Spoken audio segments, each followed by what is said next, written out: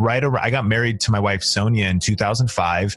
And then 2 years later, she went on a trip to the Philippines and came back really sick. And we didn't know what she had, and doctors couldn't diagnose her. And she was throwing up almost 10 to 15 times a day. She was still at the time working a little bit. We were dual income. So she was working at Starbucks. I was working at Red Robin and very low pay at the church. And eventually she got to a place where she couldn't work anymore. So then financially, we were just getting crushed. All right, guys, in today's episode, I have as a guest a good friend and mentor by the name of Cannell with Think Media TV. And what you've just heard is a bit of Sean's story on how he got started, but also a very intense moment of his personal life where his wife had a very difficult moment. But you know what? It's actually better for you guys to hear it directly from him. So let's jump right into it. Welcome to High-End Client Acquisition Podcast. My name is Marian. I'm your host, and this show is here to teach you how to attract your dream clients on autopilot in 30 days or less. Each week, I bring you a guest or a strategy that can help you take your business to the next level. Don't forget, you can always get the episodes in your inbox or messenger at clientacquisitionpodcast.com. Hey, Sean, first of all, thank you so much for taking the time to be on the show today, man. And for people that are not aware of you, can you give us just, a little bit of your backstory, why you started doing video back, a couple years ago, how it all began for you? And as a matter of fact, you recently put up a video on your Instagram talking about how to start with video specifically, because a lot of people, might look at you now and all the fancy equipment that you review in your videos, and also the millions of subscribers that you have between your channels online, and being the author of the YouTube secrets, and everything that's going on around your brand and around your business now. But I bet the audience would like to hear how your first experience and your first couple of videos were. Yeah, that's a great question. And I like to say your first videos are going to be your worst videos. Even if you have some level of natural talent, when you first get on camera, you get that deer in the headlights, or you don't know what to say, or how, it's just a real awkward thing to do. And the video that you're describing came out in 2010. And what a lot of people don't know is I actually started video back in 2003. I was volunteering in my local church in the youth group, and the youth pastor handed me a camera, an old, it was a Canon HV30 with mini DV tapes, and Adobe Premiere, which is still what I edit on today, 36 versions later or whatever it is. And I just started making videos for Wednesday nights at my youth group, and they were terrible. Like, I actually hope they're like even worse than the ones, that I share now. And I share that though is because no one's ever great when they start. Like, you don't have to be great to start, but you have to start to be great. And you got to start ugly. You got to just punch fear in the face, punch perfectionism in the face, and press record. And so I love sharing the fact that I put videos out there because I just continue to practice. From 2003 to 2005, I was making videos before YouTube started, before social media started, just every single week for my youth group. And eventually the lead pastor of the church said, do you want to make these on Sundays as well? So I actually was doing 2 videos a week as a volunteer. That's 104 videos a year. And that was before social media started. What's the principle? The principle is I was actually getting ready for consistent content. I was getting ready for the speed of just showing up consistently. And I was volunteering at a church. A lot of people that are hustling on YouTube, they're doing it as a side hustle. You're not making money yet. You're trying to build your influence, but you got to commit to that consistency and that discipline. And because I did that, fast forward to today, there's so many different paths. I started a media business. I did client work. I was on camera. I was behind the camera. I've edited video. I've invested about 30,000 hours into this whole video type of thing, practicing and all these different aspects. And now today people get to see the results, but man, it's been over a decade of just grinding. I love the story, man, and love the fact that you actually did it for so long, before, like you said it, before YouTube was even a thing, not to mention, Facebook, Instagram, Snapchat, LinkedIn, and all the rest of the platforms. But if you would have to go back in time, what would you tell yourself, or actually, what was the thing that made you push through when you weren't getting the traction that you are getting today, right? Because for so many years, you were putting out content and you were recording videos with, not fancy equipment and all that stuff. So can you tell us, like, what was the thing that actually helped you push through when it was hard? Yeah, that's a great question. And I don't think I got serious until I hit a pretty life-changing event. And what happened for me is I've always been kind of ambitious and kind of type A, but I think that all of us can be guilty of this at times. We can get comfortable. We can settle in a little bit. We can, just kind of accept maybe our 9 to 5 if we don't like it, just accept it and tolerate it and maybe not be pushing for another level. And what I've learned is that reasons come before results. And the reason sometimes we're not motivated or energized is because we don't have a reason that's strong enough to really make us hustle and embrace pain and embrace the sacrifice that it takes to build your influence online or to do anything of significance. And so for me, my life changed when we actually went through the hardest season of my life with my family. And I got married to my wife, Sonia, in 2005. And then 2 years later, she went on a trip to the Philippines and came back really sick. And we didn't know what she had, and doctors couldn't diagnose her. And she was throwing up almost 10 to 15 times a day. She was still at the time working a little bit. We were dual income. So she was working at Starbucks. I was working at Red Robin and very low pay at the church. And eventually she got to a place where she couldn't work anymore. So then financially, we were just getting crushed. We had also just bought some houses. We bought a house to live in during the Big Short, the bubble in the USA. And then we actually bought a second house because they were just handing out money, and we had rental tenants in it. But then once her health got hit and the bubble burst, now we're getting hit from two sides. We have this chronic illness. We're losing jobs and money.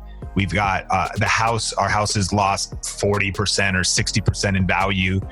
The tenants lost their job. They can't pay anymore. We can't float it. We're just getting smashed. And then the church I was working at actually had the senior leadership there steal some money. Just sometimes that happens, right? Like you think you could trust leaders. So we got hit from every side. This happened all in like a 12-month period and lasted for a few years. And eventually my wife almost died, and she was in the hospital for 6 days. And it was during those 6 days that I'll never forget these reasons that started to flood in. And I was going through thoughts like, man, what am I going to do? And God, why is this happening? And what do I do next? And I actually felt very challenged during those days. I was like, man, this could go one of two ways. I could give into despair, discouragement, depression, and give up, or I can man up and be a leader and look for solutions and try to figure something out. It was, I was comfortable with the fact that she was working a couple jobs and I was working a couple jobs, but now I needed to actually go find a way to make some money, man. I needed to figure out how to take care of my family, medical bills, what's going to happen in our future. And so those 6 days, a lot of time to worry, to pray, to think about the future. And also during that time, I picked up a copy of Success Magazine. My wife's asleep in the hospital. I go across the street to Barnes and Noble, and I pick up this magazine. It used to have the CDs in the middle, and they would interview some of the articles. And in that magazine was this crazy, passionate guy named Gary Vaynerchuk talking about his new book, Crush It. This is 2009 now. And why now is the time to cash in on your passion, and that the internet is making it possible to take something you're passionate about, put it online and turn it into a part-time income or full-time income. And he's breaking down the details of that. And I'm reading it while I'm in this situation. And now I already had my toes dipped in the space, but he's giving me some language. He's giving me some clarity as far as what's possible.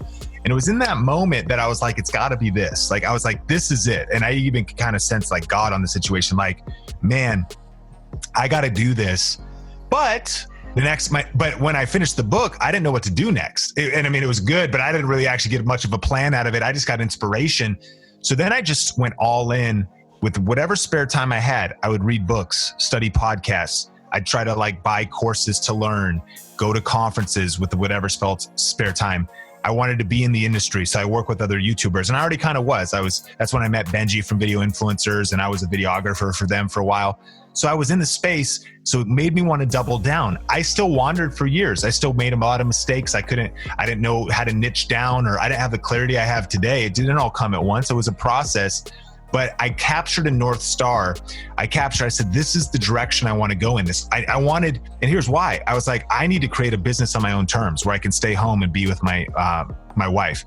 I want to create a business that I want to be able to give us leverage, freedom, independence, where we have financial freedom, time freedom, location freedom, because the internet makes that possible. So I got clarity on that, and then I just was relentless to not stop. And those motivations, and there was a couple of reasons. My reasons were my family. The reasons were my faith. The reasons were being disappointed in leadership and believing that from what happened at my church, and believing that we need a new standard of leaders, and we just need positive leaders and social media role models on YouTube as well. And that's part of my passion. And so I got these strong reasons. And so for people listening, I would say, make a list of reasons. And you might write down 15 or 20, but you want to get to those 2 or 3, those ones that are so strong, they will kick you out of complacency, light your fire every day to go through the hard work of getting punched in your face, or, not having a video succeed, or being disappointed. I've had multiple YouTube channels not work before the ones that are working now. And so you have to then get the grit to press through the challenges that are coming. But if you have strong enough reasons, that's your motivation, your motive, the motive in your heart, the fire burning in your heart is your motive that gives you motivation. Wow, man. Your story is so intense. I'm really sorry to hear what you have to go through. You also just proved one more time that we need to be grateful for what we have in our lives. And, every one of us at times, we need to take a step back and look at what we have and the people that we have in our life that actually need us the most. And again, thank you so much for opening up and sharing that story with me, with the audience, and with everybody else. That means a lot to me, and I'm pretty sure for the audience as well.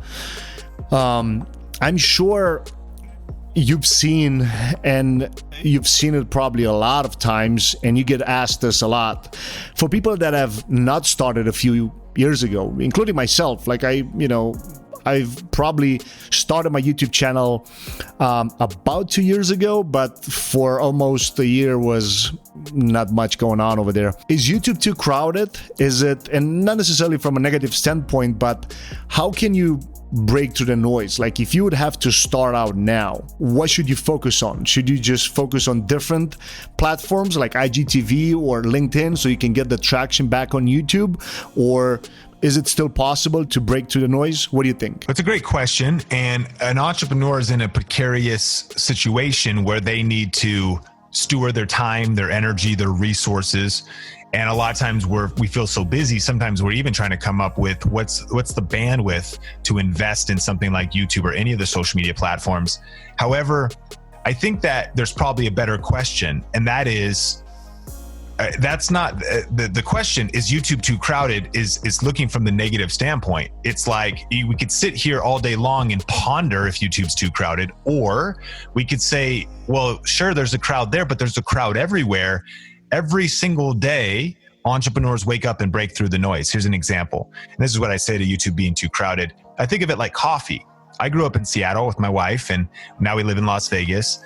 But it's home of Starbucks, and everybody knows Starbucks, and Starbucks is global now and has made such a major impact. But Starbucks sells coffee, right? And they're kind of like the McDonald's of coffee. Some people like them, some people hate them. It's not the best, it's kind of average, it's consistent. And then you could take another brand, say Dunkin' Donuts. Dunkin' Donuts has very popular coffee. They sell it in grocery stores. It's cheaper, it's fast. It's good coffee, and you could stop there. Or you could think of your local hipster coffee roastery. And for me in Vegas here, it's Mothership Coffee. It's just one store, a real artsy. They roast their own coffee, single origin beans. Guy has gauged ears, tattoos, waxed mustache. He's doing foam coffee art. Here's the thing. Your local coffee shop that's, premium pour overs and single origin versus Starbucks versus Dunkin' Donuts. Guess what? They all sell the exact same thing, coffee. Now, is coffee crowded? Yeah, there's Pete's Coffee, there's Seattle's Best Coffee, McDonald's coffee. And yet years ago, 2 decades ago, even at that time when Starbucks really was ramping up, it was too crowded to start a coffee brand, but they did it anyways, and now they're the dominant force. I think one question you want to ask yourself is, how can we just be different? How can we be different and unique? And every entrepreneur needs to answer that question. It's called a USP, your unique selling proposition. Every niche is crowded. Every, like yoga, like Amazon sales, fulfilled by Amazon, e-commerce, dental, it's like every single thing. So you kind of just got to go all in. You got to kick, worry and thinking about it and just start publishing videos. And there's a couple layers about it too. You need a presence on YouTube just because it's 2019, it's 2020. Like, it's just 101 for being in business. These are the relevant sites to be at least present on, is what I'm saying.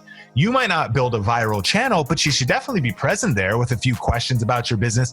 If someone types your business name in Google, or they type your first and last name or your brand name in Google or YouTube, like, you're being irresponsible to not have content showing up on the other side of your name. I'm not saying you're getting millions of views. I'm saying you just need a presence. That's level 1. Level 2 is maybe actually evolving into trying to make a greater level of impact. And yes, it might be hard to break through the noise, but you still can send videos. The great thing about video for especially a business owner is you should answer all the FAQs on your website in videos. Those videos should be on your YouTube channel, one question at a time. And you should empower your customer service team to be able to respond to tweets, to emails with video answers, because it's a better way to answer. You could send them a little canned response in Gmail. So you see what I'm saying? Like, you got to be present no matter what. I can't promise viral fame for every channel, but then that's the next possibility. It's like actually thinking, instead of worrying so much about what's the downside, ponder the upside. Dream about what happens if you do get creative, if you do invest some energy. And then the last thing is, it's that control of bandwidth. Okay, well, still, Sean, there's so many places I could place my energy. Where should I? And I think you should experiment with all of them, or pick the most relevant channel for you. If you're kind of female, home decor, art, Pinterest is a great place to be. Fashion, outfit styles. If it's entrepreneurship and business, LinkedIn right now, there's lots of LinkedIn video happening. It's a real major place. So it might not be only YouTube, but YouTube is for sure the dominant force. And I think for everybody listening, they need to at least 101 establish a presence there, and maybe not upload consistently, but then maybe determine this is a free platform that I could use my smartphone to create content on, or invest in some low-cost gear. And the only barrier to entry is me getting the hustle and the grit to post some content. Like, that it's free. It's a free way to market your business. It's a free way to get the word out. It's a free way to meet one new customer, one new lead, one new team member. And so find the time. Get rid of a little bit of your hobbies for a season and figure it out and sacrifice.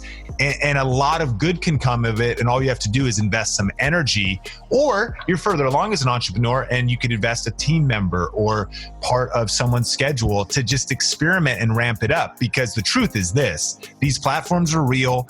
Being on these platforms is important, and it's going to be a lot more important in 2025. So you want to plant seeds now for the harvest you want to reap in the future, because you're making the right moves to establish your presence on these platforms. Boom, mic drop, man.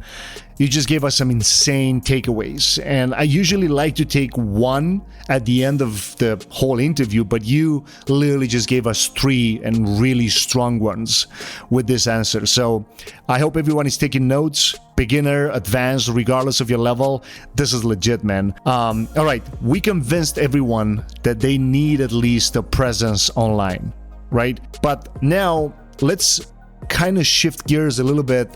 And I want to ask you, like, what's your thoughts on having a niche channel versus a broad channel, right? Because when you have a niche channel, you may be able to outrank some of, broader channels, but the volume of searches would not be, so high. What's your thought about doing that? Like, what's the best way to start getting the authority in that scenario?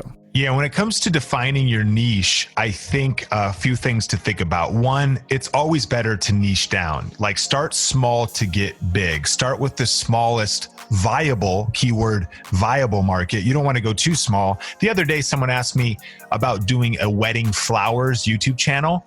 And I was like, that's a little narrow. I like it, but it's a little narrow that someone would be interested in. I said flowers because there's wedding flowers, there's funeral flowers, there's flowers in general. Wedding flower, so I was like, that's kind of, and I thought weddings, because wedding planning, wedding flowers. And so I think that you want to start with the smallest viable market. So not too small.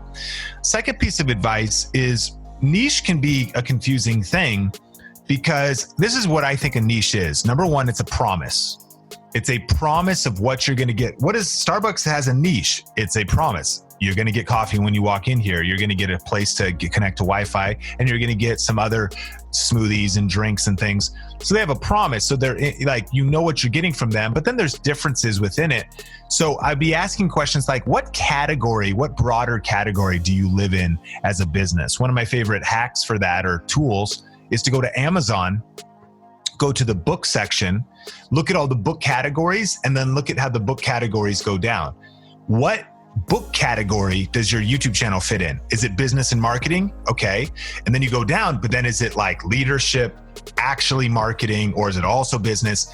And it actually will give you language that's kind of like a pyramid of the structure of the niches that exist in the world. Like there's probably a book on that. If there's not, you're a little obscure, and how are people going to find you? So you could do that to figure it out. But then the other way you might have a niche is you can have a variety channel, it would seem, but still have a very clear niche. I was asked a question from an entrepreneur or a YouTube creator on Twitter the other day, and she said, she goes, my target audience is busy moms and helping them. I'm a home economist, helping them organize their home.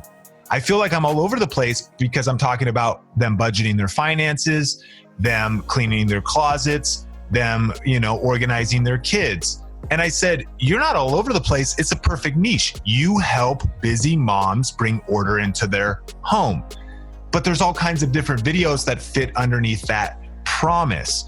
So you can have a niche of what is your promise? What are you delivering to that target audience? And your niche could also be the audience itself. You might say that my channel is for millennial men. And another tool to kind of think about organizing your channel is thinking of it like a magazine. And one magazine that exists is GQ magazine. So GQ magazine is a men's magazine, and most people know that it's about kind of men's fashion. However, when you open it up, and no one's confused about the niche, it's a completely niche branded magazine. But when you open it up, you're going to see some fashion tips. You're also going to see some cocktail recipes for summer. You're also going to see maybe the summer movies you should watch. And you're also going to see an interview with, a Hollywood actor. But it all comes under the umbrella of this promise of kind of being a men's lifestyle magazine, and they have a clear target audience. So your channel might be for millennial men, but you talk about maybe video games and alcohol and relationships. Does that make sense?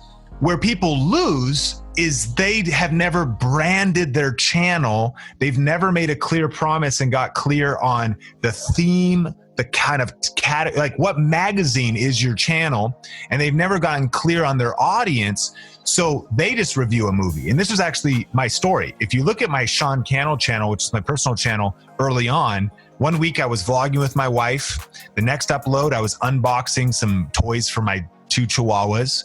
The next day I was reviewing The Amazing Spider-Man. The next day I was doing a green bean recipe. And it was all over the place. But one of the reasons it was all over the place is because there was no cohesive theme, promise. I didn't know where I was going. And if you want to start a YouTube channel, you need to understand something. You're a thought leader. You're an influencer. But if you're a leader, how can anybody follow you if you don't know where you're going? I didn't know where I was going. But if I could say, look, my YouTube channel is for men that want to live an energized, happy, wealthy, and fun life. And now I'm like, look, you gotta have fun. That's why today we're talking about Spider-Man. You gotta eat healthy. That's why we're talking about these green beans. And so it would have been the same content, but how I communicate, how I tee it up, and what I say in every video. I think what everyone listening, you should think about what you say in every video. You want to articulate the promise. Hey, if you're new on this channel, you know, we cover a lot of different topics, but it's all for one reason: helping you as men live your best life that's healthy, wealthy, and wise. So we're going to interview experts. We're going to have, and now it makes sense. And people are like, yo, I want you know what I'm saying? So I think it's about branding. It's about clarity. It's about knowing who your target audience is. It's about making a promise to your audience. And then you could potentially, it actually is a freeing thing, because now you just have to figure out if content fits into that. And then it might not, if you're like, well, would a female eye makeup tutorial fit on that? No, it's a men's channel. So some things then become off limits, but a lot of things actually fit into that world once you have clarity on the category, promise, and brand of your channel. That makes a lot of sense, man. And I really love the way you break down things in this scenario into layers, so you know what type of content you should create based on, you know, your expertise, based on your knowledge, etc. Now, since we're talking about how to create content and the layers of content, of course, a lot of people may look at the wrong metrics, right? Like, people would just value success in terms of subscribers, likes, shares, views. But I'm a big believer into, you know, if you're not getting clients, if you're not getting paid, like, the subscribers and the likes are cool, but I would say at the end of the day, it matters to make sure that you can create a business model around your content strategy. Otherwise, it's just going to become an expensive hobby. How can actually people get clients from their YouTube channels? I love that you said that, because you're totally right. A lot of times in social media, because of the momentum of it all, and because of what most people define success as being followers, likes, numbers, it can get us actually disconnected from what success truly is. And for the entrepreneur, business owner listening, success is going to look like revenue. It's going to look like business results, and not likes and views on YouTube. It doesn't mean you're getting paid or you're hitting those revenue targets. So you're absolutely right. And I would much rather have 1,000 buyers or high-end clients than 1 million subscribers that are not active or just that want to watch cat videos, right? So you're totally on the right track. So I think what you want to do is you want to make decisions. You just want to reverse engineer the whole process. And that's classic Stephen Covey, begin with the end in mind, 7 habits of highly effective people. So the end in mind is what? And so I would say, first of all, what is your client getting acquisition system? Is it a form on your website? So what winning looks like is if someone finishes this video or watches a part of it, clicks a link, lands on the website. Do you want them on the phone with you? Do you want them opting in to watch a webinar? Do you want, whatever it is? So you've defined that. So then you think, what kind of content, what is the introductory information that would start this conversation before that? And let me give you a little workflow on YouTube that I like to talk about. I think of YouTube, business on YouTube, like dating and relationships and marriage. YouTube videos, in my opinion, are dating your prospects. They're getting to know you. It's not, they're not ready to like get crazy yet. Like, it's like, hey, we're just meeting. Like, they don't necessarily want to spend they don't want to spend hours and hours with you. A nice, short, brief date where it's like speed dating at first is kind of what it is. I consider getting someone's contact information, an email, a phone number, they're on the phone, as being engaged. And I consider someone finally doing a transaction in your business, marriage.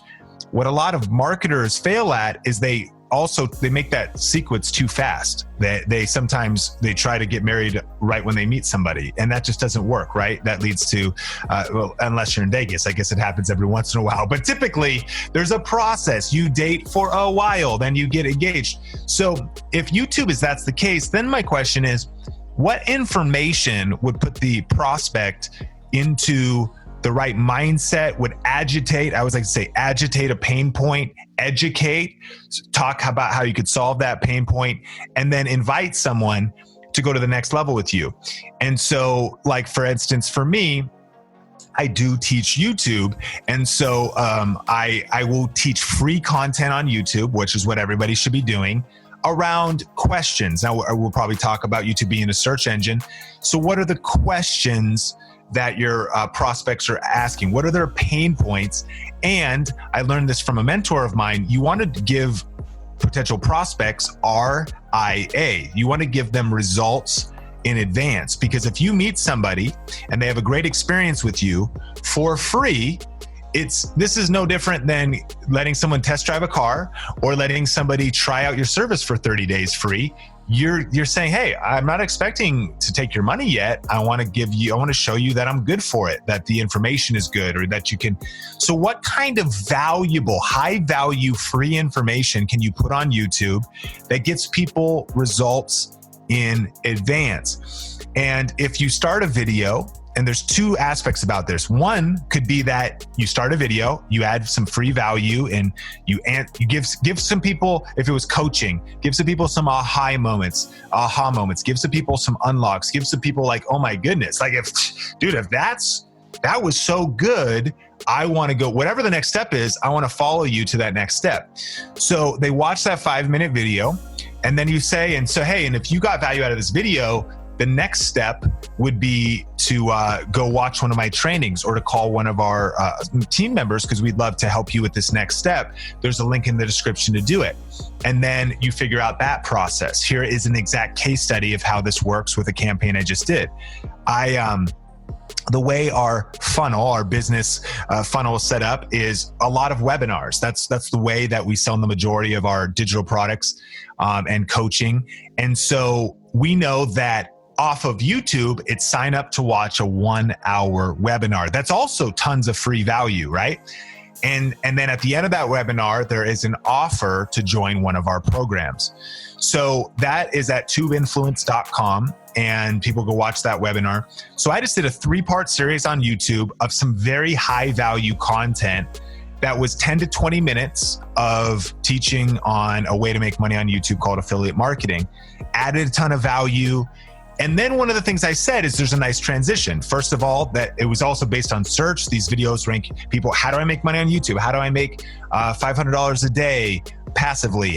These different questions, and I put those videos out there. They watch the content, and then it transitions, and I say this. I say, so I hope you got a lot of value out of these strategies, but here's the thing. None of these strategies are going to work unless you're getting traffic, unless you're getting views. Because I taught so you can add value about one thing, but then you agitate the problem of, but like, obviously this video is just about those one things. And we know that business is complex. There's sometimes 7 pieces to the story. So I just really added value. They go, wow, that was great. But you need this other thing if you're going to really have this work, called getting views, getting actually discovered. And I actually have a free webinar about that. So like, if you've loved this, you could go to tubeinfluence.com, watch this training, and that's all entirely free too. So there's a link to that in the description below, and go enjoy it. And so then some people will make a decision to click that link and watch that webinar, and then whatever your process is in your business, how effective that is at converting leads into customers is kind of a whole nother conversation. I mentioned 2 paths though, and here's what is a 2019 strategy as it pertains to this. Old school marketing was always about kind of direct response. One video, every video is like, go call us, go buy something, go sign up, like do something right now. And it is my opinion, and we're testing this and seeing that it works, that you need to date people longer. And the second path is actually the idea that I believe too many people on social media are trying to get conversions, or rather like email signups, too soon and too often. So here's what I'm saying. Rather than every single video gives a call to action to that, 1 out of 6 videos give a call to action off platform, because YouTube rewards you if you keep people on platform, if you keep adding value, if they keep watching more videos. So a lot of times, here's what I would prefer: the ultimate YouTube campaign. They watch a free value video, and at the end it just says, so hey, I hope you enjoyed that. And if you really did, make sure you subscribe, because part 2 is coming out next week and we're in a 4-part series. And now you're dating someone longer. Make sense? I want to go on 10 dates so that someone would even have the trust to then get engaged, give me their contact information and watch a training. And then that by that point, even when the sale comes later, guess what? That's one reason why we are dominating in our niche and in our industry, is because we are really adding value. We're elongating this process. It's not just like conversion, like trying to literally like 3-step, like meet the person and sell them. That's like the douchey guy that like is like, yo girl, can I marry? You know what I mean? Like that's kind of, we're like, yo, like let's actually be men of respect and court this woman, you know? And so using that analogy, that's kind of what it is. And so we see people watch multiple different videos and then at some point have an opportunity to leave the platform.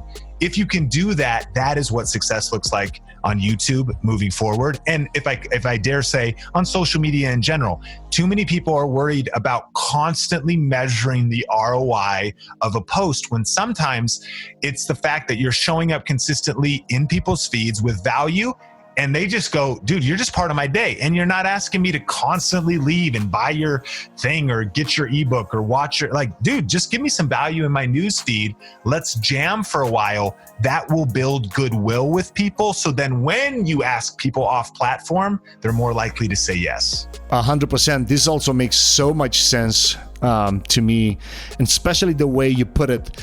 And I'm guilty of not doing this myself very well, like actually telling people you should subscribe to my channel so you don't miss the next week's training maybe, or the next interview with this kind of influencer or whatever.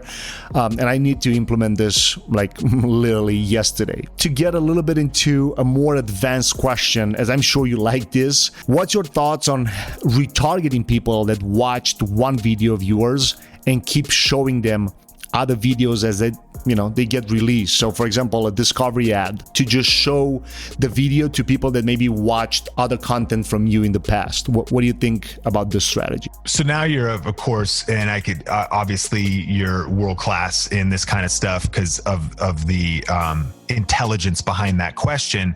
Now you're into the very magic of this year. This is the most valuable part of the interview. Not necessarily easy to execute, but it is what is working online right now. And it is retargeting content. And so where in the past, again, and consumers and the audience is generally now aware of this, of people doing too many ads direct. It's direct response. It's like, hey, go watch this thing. What's working now is exactly what you just said. Free content with no call to action. But because of retargeting as marketers and business owners, we're able to say, now show this ad only to people who have watched 50% of this video or 75% of this video. But let me even take it, when we talk about retargeting with content, this is what the masters are doing right now, including ourselves, self-describing that we're masters. But what you would do is we will actually, Facebook is where we would do this the most. So we're doing it on YouTube as well. But on Facebook, we'll upload a 10-minute video, pure value, no call to action. That's just like, hey, great to meet you. We'll then follow that up with more free content with no call to action. And we'll put massive ad dollars behind it. So I'm going to kind of roughly estimate here, but we did a launch this last year that did close to 200K, and our ad spend was probably like 30K. And so we spent something like maybe $10,000 on a piece of content up front, just getting it to creating audiences on Facebook. And then had we stopped, there would have been zero ROI, because we've spent $10,000. There's no call to action. There's nothing to buy. There's nothing to sell. But that was step one. Then the idea was that only people who had watched that and were created in that audience, because it's much more affordable to do retargeting, and it's much more targeted because you can narrow down people who are truly interested. It also helps you, this is an interesting side benefit of the strategy we're talking about, it helps you actually keep your brand a little bit stronger online, because you're not selling ever really, or even inviting people like to people who a cold audience cold audiences that are punched in the face with offers or opt-ins sometimes are just like, dude, I don't know you. Why are you bothering me? You're able to only show the people that should see certain things through ads, right? So we would then put like 10K on that first piece of content. Then we spent like 8K retargeting and having people watch more content. And then it all led into kind of a product launch, formula launch.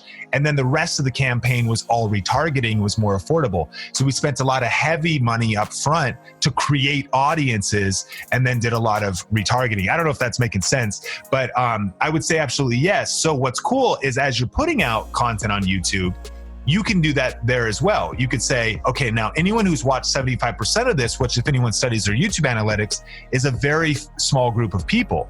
If 1,000 people watch a video, maybe only 200 or 250 are watching at the end. But those are the people who are self-selecting to be your best prospects because they really are consuming it. They're really vibing with your information.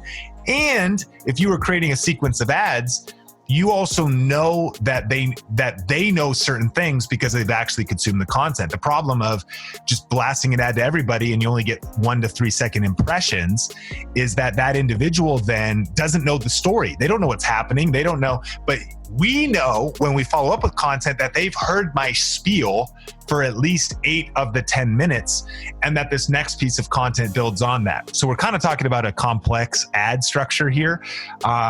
But it is really the way forward for breaking through the noise. And this is the difference maker between the people who are having some success with paid ads, because you can do paid ads pretty well at a simplistic level. Difference between the people who are absolutely killing it because they're putting ad spend behind content and then strategically following up with retargeting campaigns that are very intentional. That's the game, and I love it, man. And just to make sure people understand what you just said, because we might have a lot of listeners saying that, they don't have $10,000 to invest in just promoting their content. But that's, in my opinion, that's the wrong approach. If, like in your scenario, you already have automated selling machine, right? A client acquisition machine, the way that I like to call it, that it converts, which, in your scenario is the webinar, but that can be any kind of application, getting people on the phone, whatever. And you just feed that with content, AKA traffic, right? To go back to YouTube and more towards the organic part, what do you think is the right approach to integrate your organic content strategy with the paid content strategy? What's your thoughts on that? Yeah, I think both are valuable. And if we just focus on YouTube specifically, what I've learned is YouTube ads for growth are ineffective across the board. I've heard this from lots of people because on the platform, and most people listening probably wouldn't even try that. But what I mean is like trying to do ads to get to subscribers, trying to get ads even just to organic content. I think where ads make sense on YouTube are when there's trackable ROI. It's a pre-roll to something that is like a webinar or some sort of sale, even if ROI is your leads and that you convert, out of 20 phone calls too, so you understand the math and you can do it. So I think that organic is the idea of creating valuable content, of being a mini media company and putting out weekly is, I would say, the minimum content to your audience and seeing if people come just because that's the idea. I mean, that's the general simplistic idea. You should, if you have sales trainers. So if there's sales trainers in your community and therefore what winning looks like to them is to do coaching and to coach other people in sales. So they need a show. They need a weekly show though, where they're giving away free information on sales. And therefore they're gathering subscribers or getting views. And I think you should grow all of that organically. What I would then do though, is YouTube does allow you to actually put ads just in front of your subscribers. Over the last 6 months, you could put ads just to them. And that's also really nice because what you've done is you've actually essentially made a cold lead a warm lead because they've already selected to follow your channel, and it's going to be more affordable to put ads in front of them, if that makes sense. So I would say and this is true on any platform. Once you get a Facebook like, it's more affordable to put ads just in front of someone who's liked your fan page and not just pure cold dark posts to people. And so the goal is to build a following, likes, Instagram followers, subscribers, as well as videos that are being consumed. Facebook video that's uploaded and being consumed to a certain point, you can then just retarget it, how many people they've watched. And a YouTube video, maybe one of your videos takes off. So a sales trainer in your community makes a video. They normally get 100 views a video, but eventually, and this is what's cool, I promise you, eventually you keep putting out good content, that 6th video, that 14th video is going to get 10,000 views. And then your 56th video is going to get 32,000 because it hit a stream and it was a trend. And just because you're showing up consistently, now you actually could take that organic content and you would have a piece that's very affordable to retarget and say, okay, anybody who's watched 50% of this video, I want them to see this offer to go to that free training with me. Yeah, man, it does make a lot of sense. And I'm sure the people listening will agree. One thing that we have not touched upon is the local space, right? We talked about different strategies, but some of the listeners may own a local business, right? And if they do, if people want to get traction from their organic strategies, what do you think is the best place to do it if you own like a brick and mortar business or a brick and mortar store? Yeah, totally. I mean, and I think I would just say it's part of the overall cohesive strategy. And here's what I mean.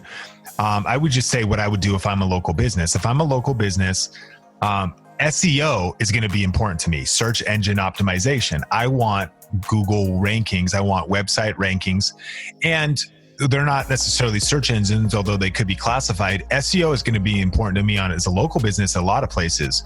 Google businesses and Google places, Yelp, other relevant review sites, Google itself, and certainly YouTube. So for a local restaurant or a local cleaning business, having a ranked YouTube video for best cleaning business in like Wichita, Kansas, no one's ever going to go look for that on YouTube. However, Google owns YouTube. And it's 50 times, Cisco did a study, it's probably higher now, it's 53 times easier to rank a video on the first page of Google than it is a text post or a blog post.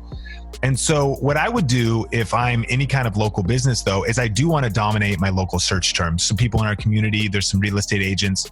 If you YouTube search Phoenix, Arizona real estate, that's it. Just that Phoenix, Arizona real estate, Steve Panette shows up, #1 search. Video is 1 to 2 years old. His email and his phone number is in the description. And the video only has about 2,000 views, but he did it one time. He put it out there in the world and he gets clients still. So it's crazy. A free video ranked for a local city search term real estate agent, and it generates business for him. But if I'm also like a brick and mortar business of some kind, what I'm actually doing is I'm thinking about how do I make an authoritative website that is optimized for search, that has maybe an SEO agency or company, or you're working with somebody that's helping you with backlinks, with Google ranking. On top of that, I think a blog integration is important because blogs can rank and they can have those keywords. And then the support is YouTube, because in that blog could be an embedded YouTube video that is going to cross-link in the sense where that blog post is in the description of the YouTube video and that YouTube video is embedded in the blog post, and the website itself, you're trying to build authority, and it's a cohesive strategy. So there's kind of a lot I just said there, but I would say, again, just uploading a video, which I did. I made a video for a Mexican restaurant in Marysville, Washington, small town, hour north of Seattle. And to this day, almost 9 years later, that video still ranks.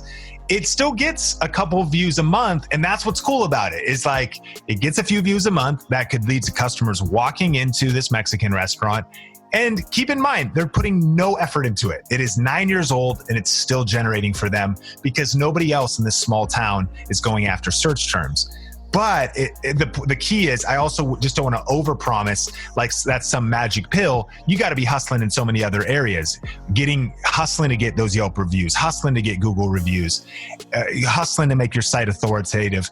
And you're just going to win because your cohesive strategy is, I just want to dominate. Period. I want my presence on YouTube. And, things I've done, I've helped churches. And so a lot of times when church, they should have a welcome video. You take, for example, this is true for any business. And like that walks you through, lets you know what to experience, what you will experience. And so what I did was just very SEO basic.